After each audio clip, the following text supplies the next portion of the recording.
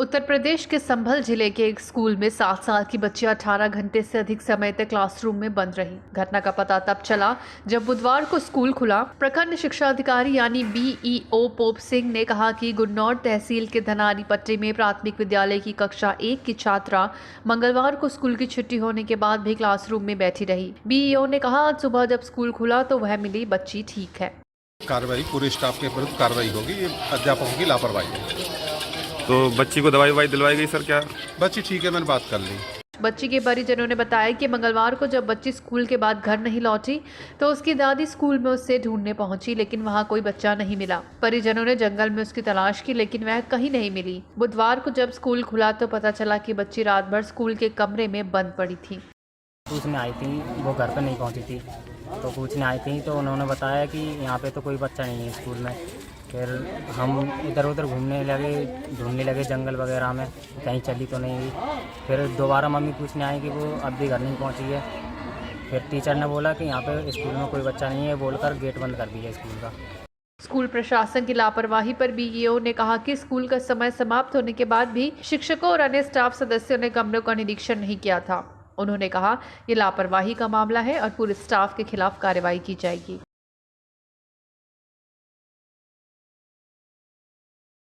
Calcutta high court की एकल न्यायाधीश पीठ ने बुधवार को पश्चिम बंगाल स्कूल सेवा आयोग को निर्देश दिया है कि वो उन लोगों की पहचान करे जिन्होंने सरकारी स्कूलों में शिक्षक की नौकरी हासिल की, उनकी सेवाएं समाप्त कर दी जाएं और उनकी जगह प्रतीक्षा सूची में दर्ज पात्र उम्मीदवारों को नियुक्त करें। न्यायमूर्ति अभिजीत गंगोपाध्याय की पीठ ने इस मामले में स्कूल सेवा आयोग के वकीलों और याचिकाकर्ताओं को आपातकालीन आधार पर भर्ती और प्रतीक्षा सूची की समीक्षा करने और 28 सितंबर को एक रिपोर्ट जमा करने को कहा है। न्यायमूर्ति ने स्कूल सेवा आयोग भर्ती अनियमितताओं की जांच कर रही सीबीआई की टीम को उन आयोग उम्मीदवारों पर एक अलग रिपोर्ट प्रस्तुत करने का भी आदेश दिया है जिन्हें अवैध रूप से शिक्षकों की नियुक्ति मिली थी। न्यायमूर्ति के आदेश अनुसार 2 रिपोर्टों की समीक्षा की जाए, जिसके बाद अवैध रूप से नियुक्ति पाने वालों की सेवाएं खत्म कर दी जाए और उन योग्य उम्मीदवारों को नियुक्त किया जाए जो प्रतीक्षा सूची में है। न्यायमूर्ति गंगोपाध्याय ने कहा कि यदि जरूरी हो तो सीबीआई टीम अपनी रिपोर्ट तैयार करते समय स्कूल सेवा आयोग के अधिकारियों से भी परामर्श कर सकती है। इससे पहले बुधवार को सीबीआई ने स्कूल सेवा आयोग भर्ती अनियमितताओं घोटाले में अपनी जांच की प्रगति पर अदालत को एक रिपोर्ट सौंपी। सीबीआई ने अदालत को उत्तर बंगाल विश्वविद्यालय के कुलपति और पश्चिम बंगाल स्कूल सेवा आयोग के पूर्व अध्यक्ष सुबीरेश भट्टाचार्य की नवीनतम गिरफ्तारी के बारे में भी सूचित किया। न्यायमूर्ति गंगोपाध्याय ने स्कूल सेवा आयोग को 28 सितंबर तक शिक्षकों के साथ साथ ग्राउंड सी और ग्रुप डी कर्मचारियों की नियुक्ति के संबंध में एक नई अधिसूचना जारी करने का भी निर्देश दिया है। इससे पहले याचिकाकर्ताओं के वकील विकास रंजन भट्टाचार्य ने अदालत को सूचित किया कि रिटायर्ड जस्टिस रंजीत कुमार की अध्यक्षता वाली कलकत्ता हाईकोर्ट द्वारा गठित समिति की रिपोर्ट के मुताबिक सी और डी ग्रुप के कुल 609 कर्मचारियों की भर्ती अवैध रूप से की गई थी। भट्टाचार्य ने अदालत को बताया कि 609 में से 573 की सेवाएं खत्म कर दी गई हैं, हालांकि उन रिक्त पदों को अभी भरा जाना बाकी है। न्यायमूर्ति गंगोपाध्याय ने स्कूल सेवा अधिकारियों को प्रतीक्षा सूची में 573 उम्मीदवारों की पहचान करने और उनकी काउंसिल की प्रक्रिया तुरंत शुरू करने का भी निर्देश दिया है।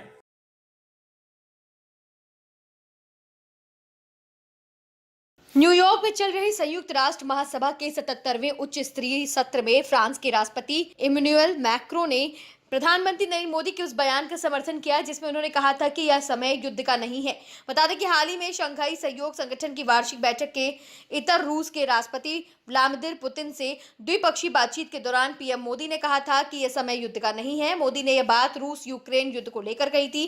फ्रांस के राष्ट्रपति ने कहा कि भारत के प्रधानमंत्री नरेंद्र मोदी ने सही कहा था, यह समय युद्ध का नहीं है, यह पश्चिम से बदला लेने का समय नहीं है, यह पूर्व के खिलाफ पश्चिम के विरोध का समय नहीं है। आने वाली चुनौतियों का सामना करने के लिए यह हमारे संप्रभु समान देशों के साथ आने का समय है। इमैनुअल मैक्रोन ने यूएनजीए में कहा कि यूक्रेन पर रूस के आक्रमण ने साम्राज्यवाद के युग की ओर इशारा किया है। उन्होंने कहा कि 24 फरवरी से हमने जो देखा है वह साम्राज्यवाद और उपनिवेशों के युग में वापसी है।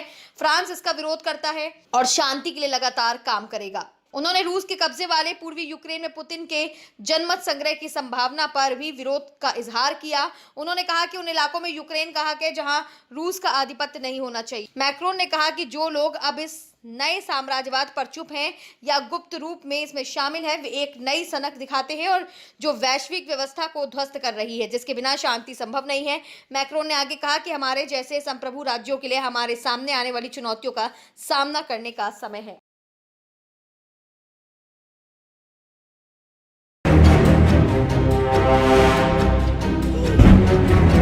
गाजियाबाद में दो छात्र गुटों के बीच हुई लड़ाई का वीडियो सामने आया है। वीडियो में हैरान कर देने वाली बात यह है कि छात्रों की लड़ाई के बीच एक सफेद रंग की कार तेजी से आती है और दो छात्रों को जोरदार टक्कर मारकर चली जाती है। कार की टक्कर से छात्र हवा में उछल जाता है और फिर से दूसरे छात्र उसको मारते जाते हैं। दरअसल ये घटना बुधवार दोपहर की गाजियाबाद के मसूरी थाना क्षेत्र की बताई जा रही है। शहर के निजी कॉलेज के बीबीए और बीसीए के छात्रों के दो गुटों के बीच सड़क पर जमकर मारपीट कर रहे हैं। वीडियो में साफ तौर पर देखा जा सकता है कि कॉलेज के छात्र आपस में भिड़े हुए हैं और मारपीट कर रहे हैं। वीडियो में देखा जा सकता है कि छात्रों की लड़ाई के बीच तभी तेज रफ्तार सफेद रंग की कार छात्रों की ओर बढ़ती है। कुछ छात्र कार आता देख भाग जाते हैं, लेकिन दो छात्र उसकी चपेट में आ जाते हैं। कार की टक्कर इतनी तेज होती है कि एक छात्र हवा में उठ जाता है और सिर के बल जमीन पर आ गिरता है। कार चालक इतने पर ही नहीं रुकता और दूसरे छात्रों पर कार चढ़ाने की कोशिश करता है। जमीन पर गिरे छात्र को दूसरे गुट के छात्र फिर से मारना शुरू कर देते हैं। वायरल वीडियो जब मसूरी थाना पुलिस को मिली तो पुलिस ने तुरंत ही जांच पड़ताल करते हुए कार खोज निकाली। कार सीज करते हुए मुकदमा भी दर्ज किया गया है। पुलिस का कहना है कि आपस की मारपीट करने वाले छात्र एक ही कॉलेज के हैं। सीनियर और जूनियर छात्रों के बीच मारपीट हुई है। हमने दोनों गुटों के कुछ छात्रों को हिरासत में लिया है। मामले की जांच जारी है। वहीं फरार छात्रों की तलाश में पुलिस जुटी हुई है। थाना मसूरी क्षेत्र का एक प्रकरण संज्ञान में आया है, जिसमें कॉलेज के कुछ छात्र एक दूसरे से लड़ाई करते हुए दिखाई दे रहे हैं और उसी बीच में एक गाड़ी आती है और कुछ सड़कों से वो टकराती है। इस संबंध में तत्काल कार्रवाई करते हुए कुछ लड़कों को पुलिस के द्वारा हिरासत में लिया गया है। उनसे पूछताछ इसमें की जा रही है एवं दोष निर्धारण किया जा रहा है। अमुक गाड़ी जो इसमें वीडियो में दिखाई दे रही है, उस गाड़ी को सीज कर लिया गया है और अभी वैधानिक कार्रवाई इसमें प्रचलित है। जो भी दोषी होगा उसके विरुद्ध हम लोग कठोर कार्रवाई करेंगे।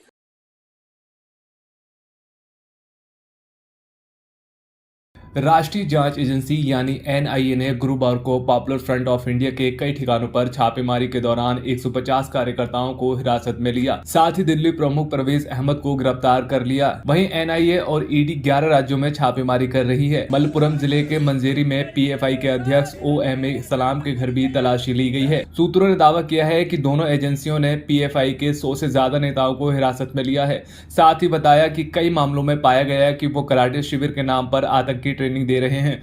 वो कथित तौर पर गजबे हिंद चला रहे हैं। हमें पता चला है कि पीएफआई को दान और अन्य विदेशी धन प्राप्त होता है, जिसे बाद में संदिग्ध गतिविधियों में इस्तेमाल किया जाता है। गौरतलब है कि छापेमारी के विरोध में पीएफआई कार्यकर्ता धरना दे रहे थे। अभी तक किसी भी एजेंसी की ओर से कोई आधिकारिक टिप्पणी नहीं की गई है। वहीं एजेंसियों ने छापेमारी के दौरान कुछ आपत्तिजनक दस्तावेज और डिजिटल सबूत बरामद किए हैं। दरअसल इससे पहले 18 सितंबर को एनआईए ने आंध्र प्रदेश और तेलंगाना में 23 जगह पर रेड मारी थी। ये छापेमारी भी कराटे ट्रेनिंग केंद्र के नाम पर प्रतिबंधित संगठन popular front of India PFI का ट्रेनिंग कैंप चलाए जाने के मामले में की गई थी। एनआईए ने निजामाबाद, कुर्नूल, गुंटूर और नेल्लोर जिले में रेड की थी।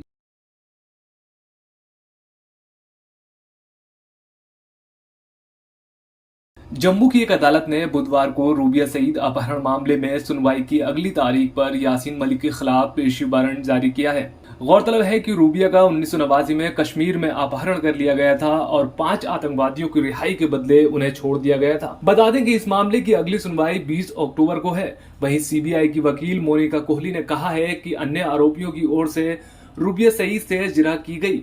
यासीन मलिक ने कोर्ट में हाजिर होने के लिए अर्जी दी है। वही कोर्ट ने प्रोडक्शन वारंट जारी किया है। सुनवाई की अगली तारीख पर यासीन मलिक मौजूद रहेंगे। प्रेजेंट थी, उनकी क्रॉस एग्जामिनेशन बाकी एक्यूज ने कर ली है। अब सिर्फ यासीन मलिक की रहती हैं, तो उनकी क्रॉस एग्जामिनेशन के लिए उनको दोबारा आना पड़ेगा। ये कब है नेक्स्ट डेट ऑफ हियरिंग क्या है? 20 अक्टूबर।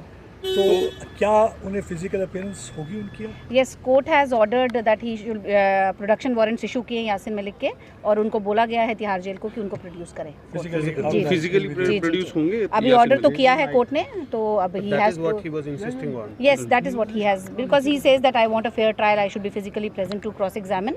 सो the court has passed order that has been told to us in the court only, open court में, कि भाई production warrant has been issued against. गौरतलब है कि 15 जुलाई को पूर्व मुख्यमंत्री मुफ्ती मोहम्मद सईद की बेटी और पीपुल डेमोक्रेटिक पार्टी की प्रमुख महबूबा मुफ्ती की बहन रुबिया सईद ने मलिक और 4 अन्य की पहचान की थी।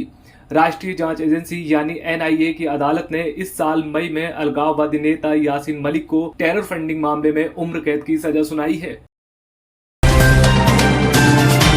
Subscribe now and press the bell icon. Never miss an update.